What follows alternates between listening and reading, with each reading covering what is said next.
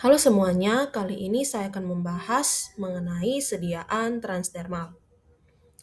Nah, untuk topik pembahasannya itu ada struktur kulit dan jalur penetrasi, ada barrier stratum corneum, ada kinetika penetrasi perkutan, faktor fisikokimia dan biologis yang mempengaruhi absorpsi, parameter BABE sediaan transdermal, proses biofarmasetika transdermal, serta enhancer dan pengembangan sediaan.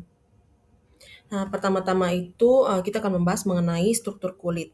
Jadi kulit itu terdiri dari beberapa lapisan utama. Yang pertama ada stratum corneum yang dimana adalah lapisan paling luar.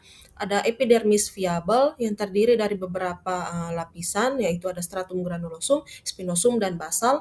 Kemudian ada dermis yang mengandung pembuluh darah dan kelenjar, dan hipodermis yang didominasi oleh jaringan lemak. Nah, yang kedua itu jalur penetrasi. Jadi obat itu bisa masuk ke dalam kulit melalui beberapa jalur.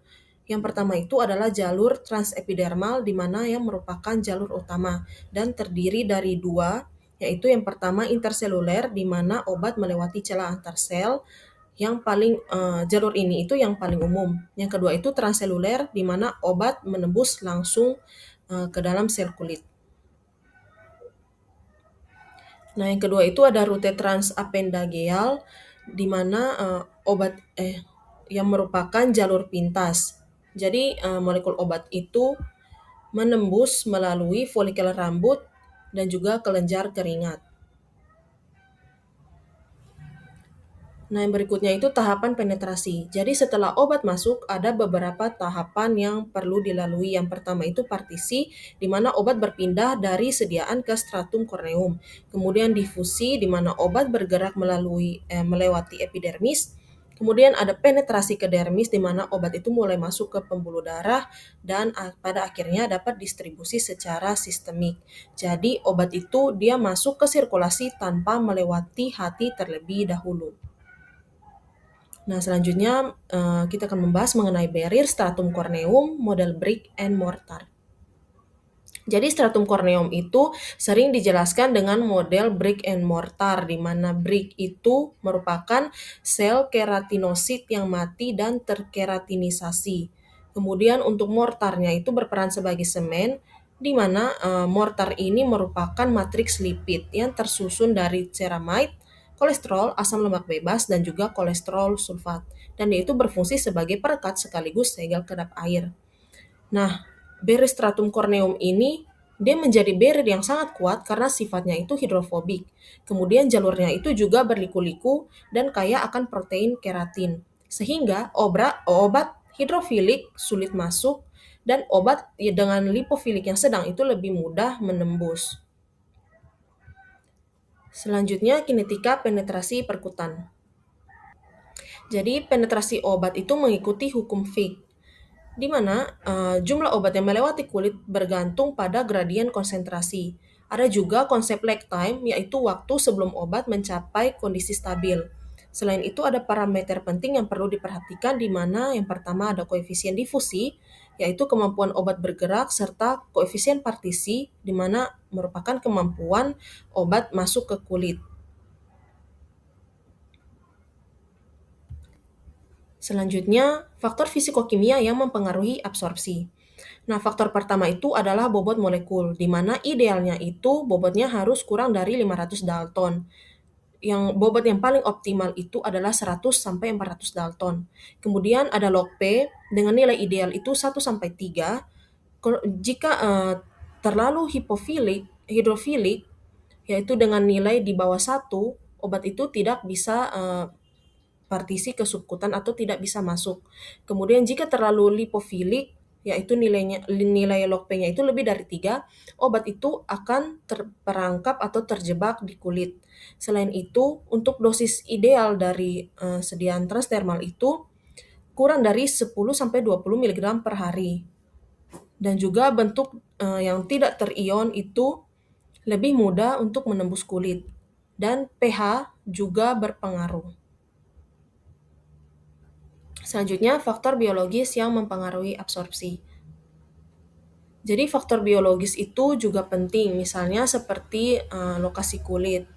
Lokasi kulit yang berbeda, permeabilitasnya itu juga berbeda-beda. Seperti yang ditunjukkan pada tabel, eh, lapisan kulit yang ada di belakang telinga itu lebih memudahkan obat untuk berdifusi karena nilainya itu sangat tinggi. Sedangkan lapisan kulit yang berada di telapak tangan atau kaki itu lebih tebal sehingga daya tembus obat itu lebih rendah. Kemudian faktor selanjutnya itu ada usia, di mana bayi dan lansia itu kulitnya itu lebih mudah menyerap obat. Kalau di bayi itu kan berenya belum sempurna, sedangkan di lansia itu lapisan subkutannya itu lebih tipis, jadi absorpsinya itu lebih tinggi. Kemudian terkait dengan suhu kulit, jika suhu kulit itu makin tinggi, difusi itu akan meningkat 2 kali lipat,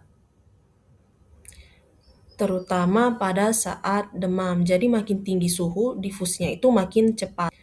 Kemudian hidrasi dan kondisi kulit. Jadi kalau misalnya kulitnya itu terhidrasi, penetrasinya itu bisa meningkat hingga 10 kali lipat.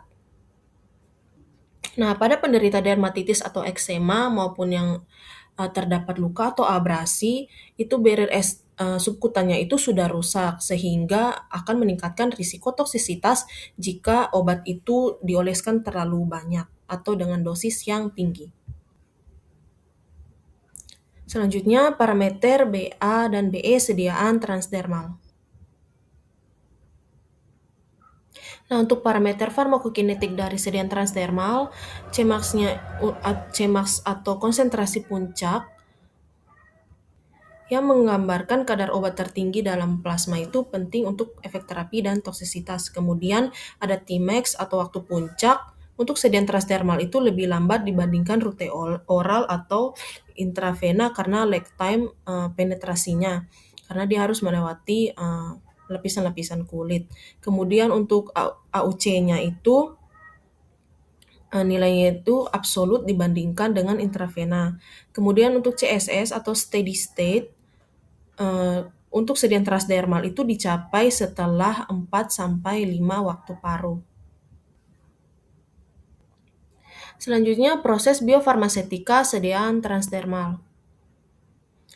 Nah, proses dari biofarmasetika untuk sediaan transdermal itu meliputi pelepasan obat dari patch, kemudian obat akan berpartisi ke kulit, dan akan berdifusi melewati stratum corneum, kemudian masuk ke pembuluh darah.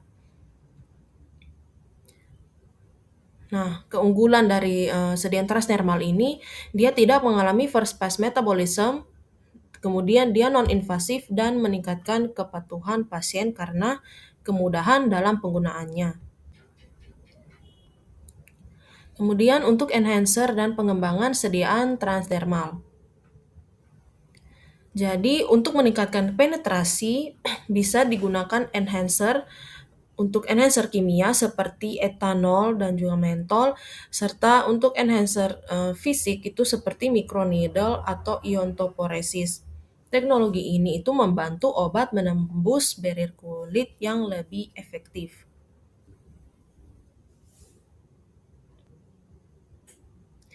Nah, sebagai kesimpulannya, sediaan transdermal itu merupakan sistem pengantaran obat yang efektif, tetapi sangat dipengaruhi oleh sifat obat, kondisi kulit, dan teknologi formulasi. Sekian pemaparan materi dari saya. Terima kasih.